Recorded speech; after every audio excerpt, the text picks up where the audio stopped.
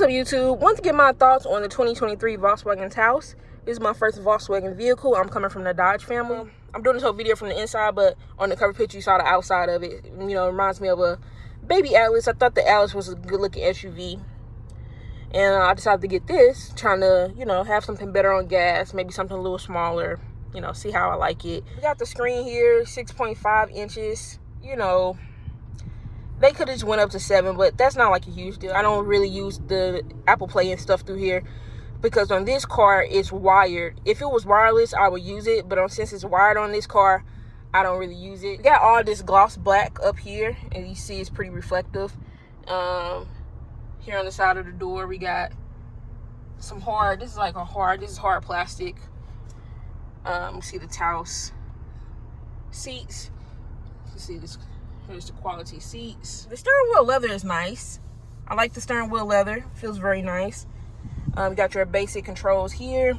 You know, old knobs. You know, I'm used to the actual temperature settings, but that's cool. You got your 2 USB-Cs down there. And then you have your settings right here. It's very easy to put into sports mode. When you go to drive, you can just shift down again and it'll put in sports mode. I don't know if I really saw a difference in driving that. But yeah, a few things I like. I like the way the steering wheel feels. I like the way it drives. For the most part, if you're going to be like driving around the city, I think it's decent for that.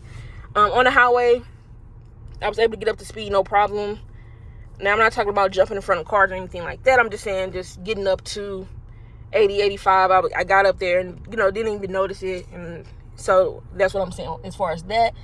Pretty smooth driving experience. I like the digital dash. I feel like these little 2 circles on the side is just like empty space because you can't put anything right there. But, you know, you have these options. When I first got the car, I was driving with this one. And then you have where you can have the 2 on the side. And then you can go through, of course, and change those. So those are pretty much the three window views that you get. As you can see with the gas, it's like these little dashes at the bottom there, as you can see right there. The things that's really bothering me about this car is a couple things. One thing, when it does the auto shut off, which is that, you know, that when that's not off, the air gets warm more than what I think it should.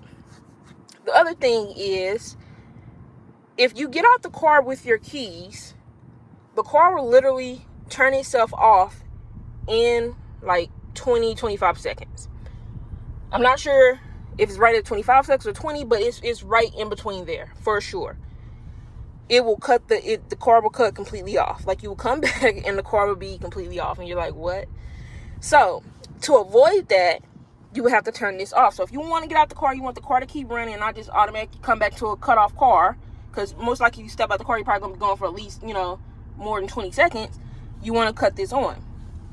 However, if you're trying to let your car run and you need to go somewhere or whatever, but you want to lock your door to make sure your car is secure, like, you know, most normal people want to do, that's where you got an issue. Because what I have discovered apparently with Volkswagen, I'm guessing this is a Volkswagen thing, because I can't see them just doing this on this car, not all the other Volkswagens. So I was unaware of this until I actually got the car and was, you know, actually trying to do this. You cannot lock the door if the engine is running. I get it's a safety thing, but you got to think of, I was thinking of situations like this. Like, what about in the wintertime, people need to, you know, let their car, now this is not a remote start. Okay, so this is for, remember, I have the S model, so not remote start. So what about people that needs to let their car run to get the ice off the windshield and, you know, want to lock their door? You don't just want to let your car run, just, you know, you're in a house, you're not going to sit in a car while it's cold. You want to be able to lock your door, so you just need to run into the store or something. What about people that got kids? Maybe you want to leave your kids in the back seat while you run back and you forgot something in the house. You need to run back in the house, but you know, of course, you don't want to take the kids in there. And you also don't want to have them sitting in a hot car. So you want to leave them running, but you also want to make sure they're secure at the same time. I just think it's an oversight.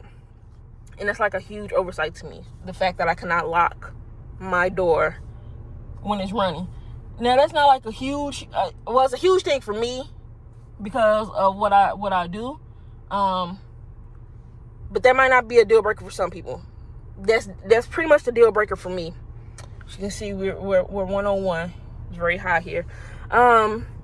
That's pretty much a deal breaker for me. The other thing was I didn't notice until after I got the car and was able to drive it on my own is I do not have keyless entry. I don't know. I guess didn't know this, maybe it's not even me to just figure like all push button starts will just have keyless entry. I just, just things I assumed wrong because I do not have any keyless entry. So every time I come up to the door, I'm just used to with my Dodge, I just stick my hand in the handle, like kind of like that. Doors unlock. Lovely feature. You don't realize how much you use a feature until you don't have it anymore. And that was a feature I used a lot, mainly because I would have bags or something in my hand, and it was just easy. Now I have to, with my Dodge, once I got in the car, I pretty much never really touched my fob until I got back home, because if I'm getting out the car, I just lock the doors inside the car, and then when I'm coming back, I'll just do the hand thing to unlock it. So once I got in my car, I pretty much don't touch my fob again to the end of the day until I'm going home and then locking it up. With this car, I have to always touch the fob because I have to constantly unlock the door or lock it back. Then the third thing with this gas, like I said, I have been idling the past couple of days, so this has took it down a little bit. I know on my car, when it gets like 30 miles, the gas light's going to come on, so I'm going to assume I have another 20 miles. I'm going to divide 250 by 12, right? So that's 20 miles, 20.8 miles a gallon. I need better than that. And quick, that's my thoughts on the Taos. Let me know if you have the Taos, if you were looking at the Taos, if you're interested in the Taos. And subscribe if you haven't already. Till next time, later.